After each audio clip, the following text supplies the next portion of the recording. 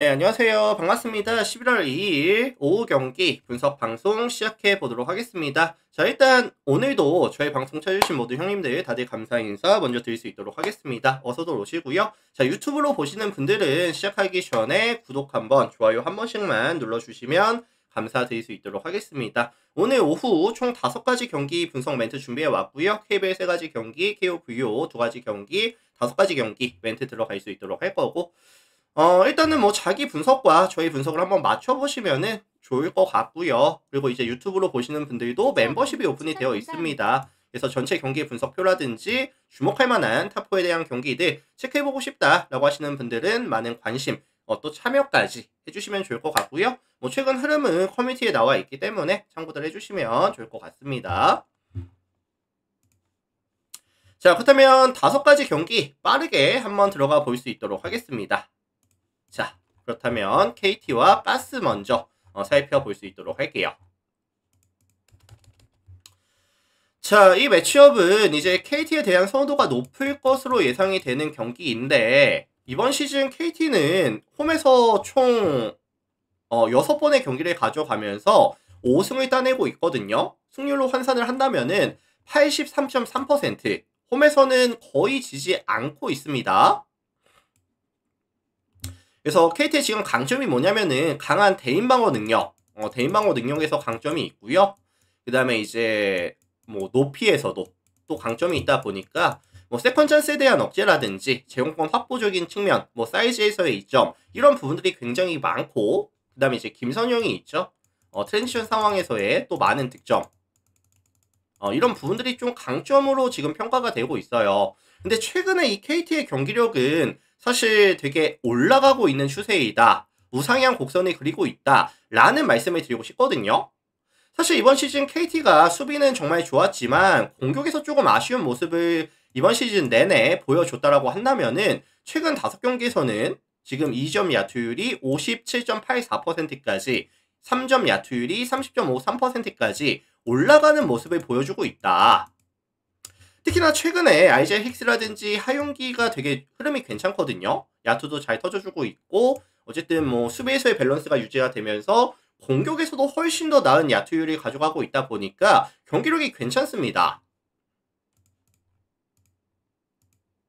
이거 사실 뭐 가스 같은 경우에도 이 점 라인에서의 수비가 강한 팀이 아니죠. 뭐 퍼킨스라든지 김준일이 수비에서의 강점을 보여줄 수 있는 선수들은 아니라고 생각을 하다 보니까 힉스 하용기가 보여줄 수 있는 이런 밸류 자체가 골밑에서의 좀 더 잘 나타날 수 있는 가능성까지, 득점에 대한 지원이 잘 될 가능성을 좀 말씀을 드려보고 싶습니다. 자, 반면에 원정팀 가스 같은 경우에는 이번 시즌 1승 10패, 리그 전체 꼴찌고요.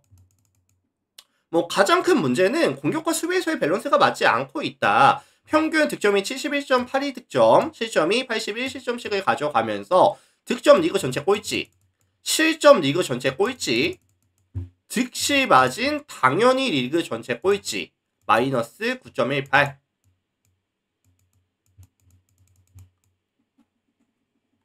그래서 지금 퍼킨스를 데려오면서 용병을 교체하는 이런 모습을 보여주면서 반등각을 보여줄 수 있을까라는 예상을 했었는데 좀 쉽지 않습니다. 퍼킨스가 뭐 지금 4경기밖에 뛰지는 않았지만 야투율이 지금 42.67밖에 안 되거든요. 그래서 뭐 긴 슈팅 레인지라든지 팀을 살려줄 수 있는 패스를 뿌릴 수는 있는 자원이기는 한데 생각보다 효율이 잘 안 나오고 있어요.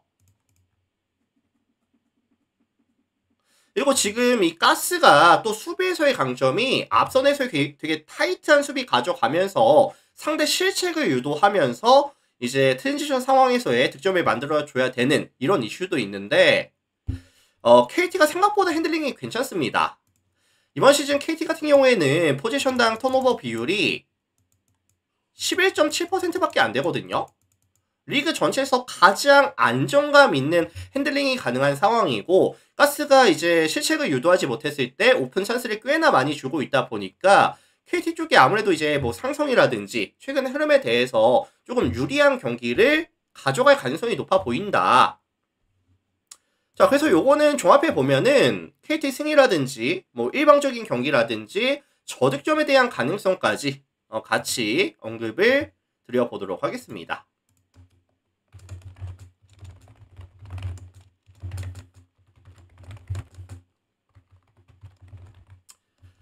자, 요 가능성에 대해서 언급을 드려볼게요. 참고하시면 될 것 같고요. 다음 경기 넘어가겠습니다.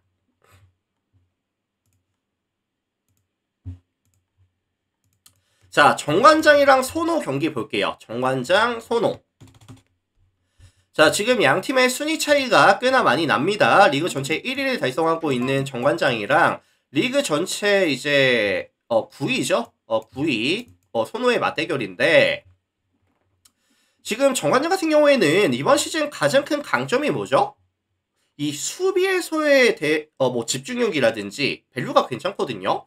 이번 시즌 정관장은 경기당 평균 실점이 68실점, 리그 전체에서 유일하게 60점대 실점을 가져가고 있는 팀이고, 그 다음에 디펜시브 레이팅 역시도 96.6, 리그 전체 압도적인 1위를 달리고 있습니다.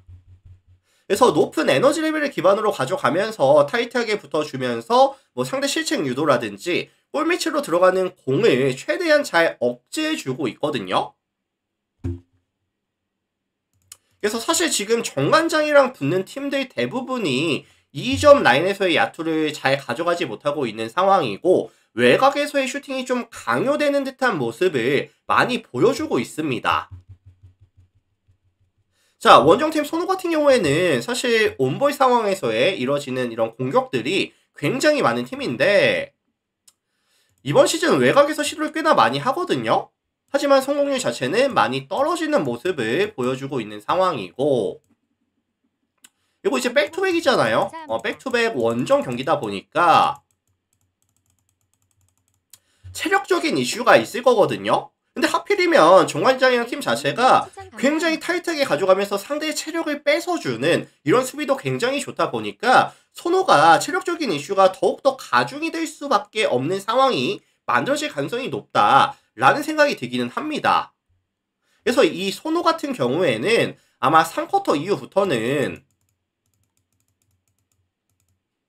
이 3점에 대한 슛 거리 자체가 조금 짧아지는 모습을 빈도를 좀 올라가지 않을까, 많이 보여주지 않을까, 이런 생각이 좀 들고 있어요.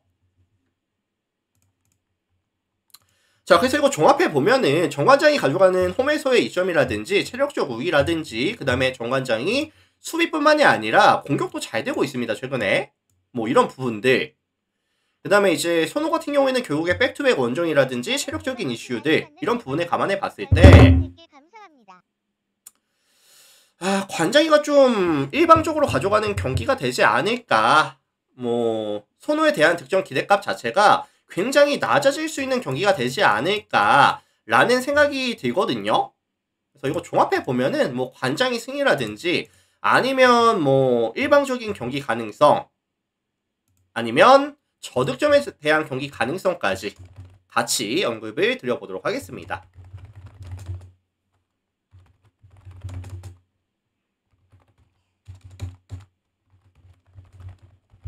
자, 그래서 관장승, 일방적인 경기 가능성, 저득점에 대한 가능성까지 같이 언급을 드려보도록 할게요. 참고해 주시고.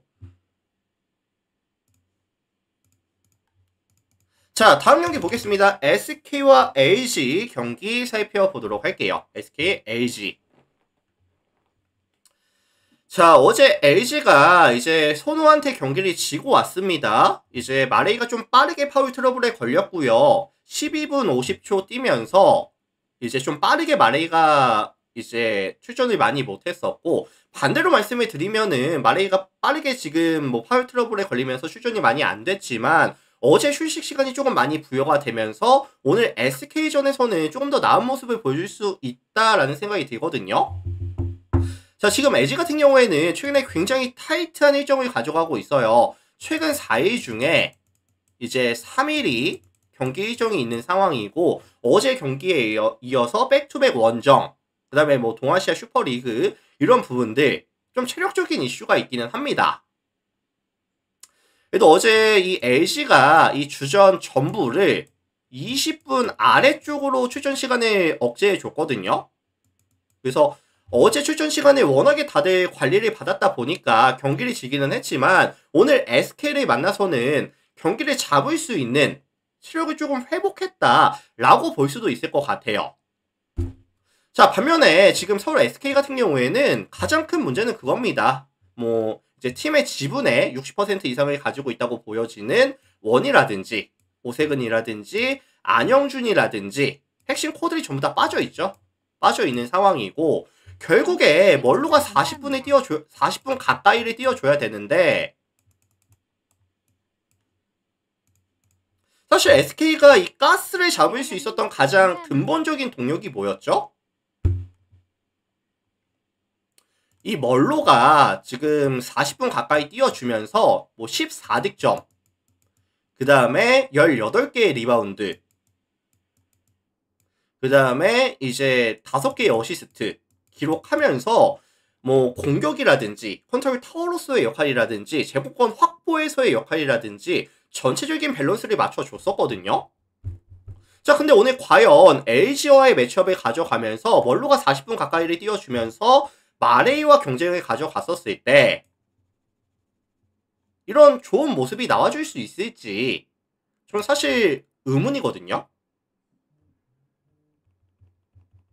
그래서 이 멀로 같은 경우에도 계속 지금 40분을 뛰고 있다 보니까 오늘 아마 뭐 그저께도 경기가 있었죠, SK가. 그렇기 때문에 40분 가까이는 뛰지 못할 거고요. 용병이 없는 시간이 분명히 존재할 거고 그 다음에 이 멀로에 대한 효율 자체도 직전 가스에서 보여줬던 효율보다는 많이 떨어지는 모습을 보여줄 가능성이 높아 보인다 라는 말씀을 드려볼 수 있도록 하겠습니다.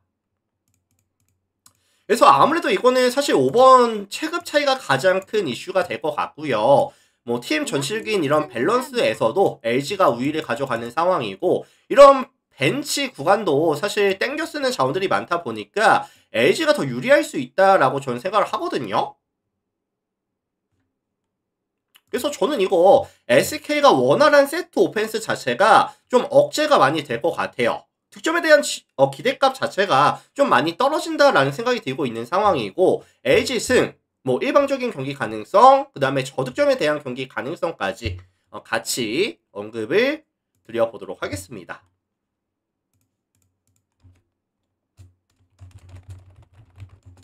포텐코님 추천 감사합니다. 자, 일방적인데 이제 6.5죠. 그 다음에 이제 151.5 언더까지 참고하시면 될 것 같습니다. 자, 이렇게 국내 KBL 세 가지 경기 살펴봤고요. 자, 이제 KO, VO 넘어가겠습니다.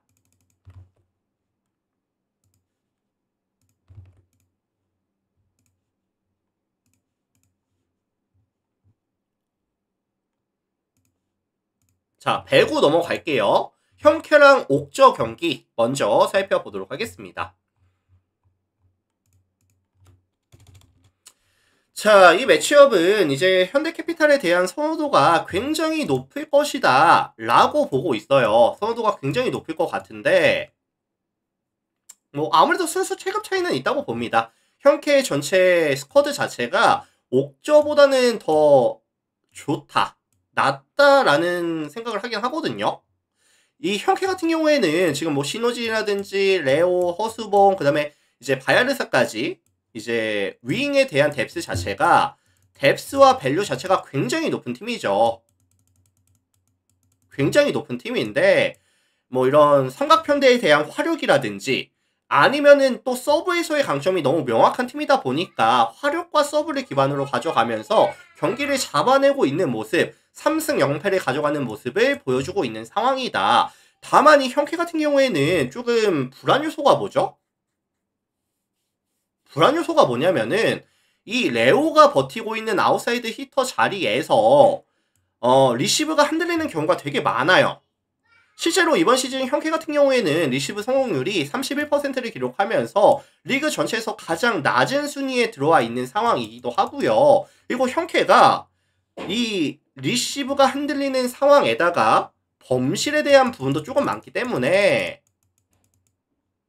3경기를 가져가는 동안 3승을 따내는 동안 셧아웃 경기는 단 한 번도 없었습니다. 셧아웃 경기가 없었거든요. 그래서 이게 이 리시브가 좀 불안하고 실책이 조금 많다 보니까 조금 한 세트씩은 계속 내주는 모습들, 이런 모습들은 조금 개선해야 될 상황이 되겠죠. 어쨌든 레오가 버티고 있는 이 리시브가 좀 많이 불안하다. 자, 반면에 원정팀 옥저 같은 경우에는 직전 이제 손보 만나서 셧아웃을 당하고 왔는데 1세트, 2세트는 진짜 잘 비벼줬거든요. 1세트도 줄수까지 갔었고 2세트도 줄수까지 가져갔었고 하지만 클러치 상황에서 조금 떨어지는 해결 능력 보여주면서 경기 지고 왔습니다. 다만 좀 긍정적인 요소를 찾아보자면은 디미가 이제 성공률이 괜찮았거든요. 부진하고 있었는데 직전 이제 KB전에서는 52.63% 반등하는 모습을 보여줬다라는 점은 좀 인상 깊기는 했었어요. 그래서 이거 종합해 보면은 순수 화력이라든지 서브에서의 강점은 형캐가 가져갈 수 있는 경기가 맞다고 보지만 옥저 같은 경우에도 이제 신영철 감독이 왔고 그 다음에 이 감독이 추구하는 뭐 조직력이라든지 이민규 세터가 가져가는 근본적인 밸류 뭐 다양한 공격 옵션들 그 다음에 이제 형캐보다는 낮은 범실률까지 감안해 본다라고 한다면은 저는 세트마다 접전을 만들어주면서 한 세트 정도는 따낼 수도 있다라는 생각이 들거든요. 자, 그래서 요거는 종합해 보면은 사실 뭐 승패 예측보다는 다득점에 대한 가능성 정도를 말씀을 드려볼 수 있도록 하겠습니다. 180.5 기준 했을 때 오바에 대한 가능성을 언급을 드려보도록 할게요. 참고하시고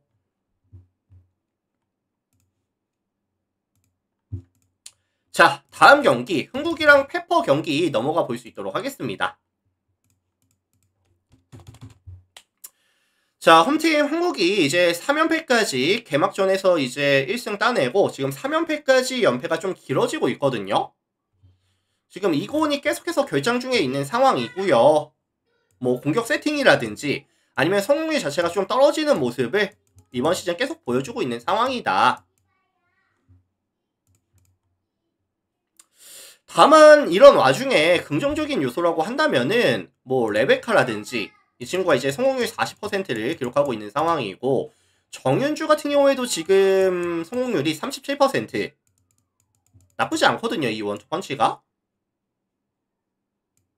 그래서 사실 지금 페퍼 같은 팀은 이런 뭐 하이진이라든지 시마무라가 가져가는 블로킹에 대해서의 높이 자체가 높은 팀은 아니다 보니까 충분히 이런 뭐 레베카라든지 정윤주에게 몰빵이 되더라도 효율은 나올 수 있을 것이다 라는 생각이 들거든요.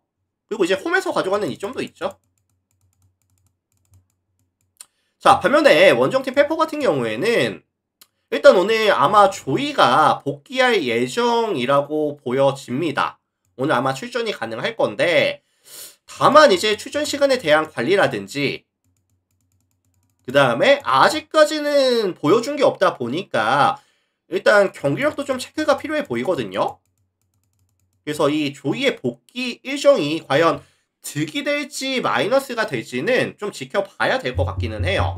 아직 100%가 아니다 보니까 뭐 고에렌 같은 경우에도 아직 컨디션이 좀 더 올라와야 되고요. 2원 정도 빠져있는 상황이고 사실 팀 전체적인 밸런스가 그렇게 좋다라고 보기는 좀 어렵습니다. 역시나. 그리고 이제 가장 불안한 게 뭐냐면은 사실 페퍼가 지금 원정에서 보여줬던 경기력 지난번에 이제 어디였었죠?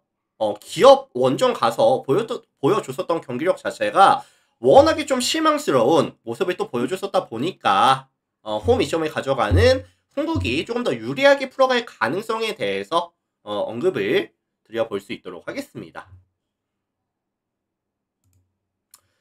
자, 그래서 이건 종합해 보면은 흥국에 대한 승리 가능성 정도 언급을 드려보도록 하겠다. 참고하시면 될 것 같고요. 자, 이렇게 해서 오늘 제가 준비를 해온 총 5가지 경기 멘트, 분석 멘트 전부 다 진행해 봤고요. 일단은 뭐 저의 멘트를 한번 다 참고해 주시면 될 것 같고 유튜브로 보시는 분들 오늘도 많이들 봐주셔서 감사드리고요. 나가시기 전에 구독, 좋아요 한 번씩만 눌러주시고 그 다음에 이제 멤버십도 한 번씩 또 참고해 주시면 좋을 것 같습니다. 다들 감사드리고요. 자, 일단 유튜브 형님들 먼저 인사드릴게요. 오늘도 많이들 봐주셔서 시청해 주셔서 감사합니다.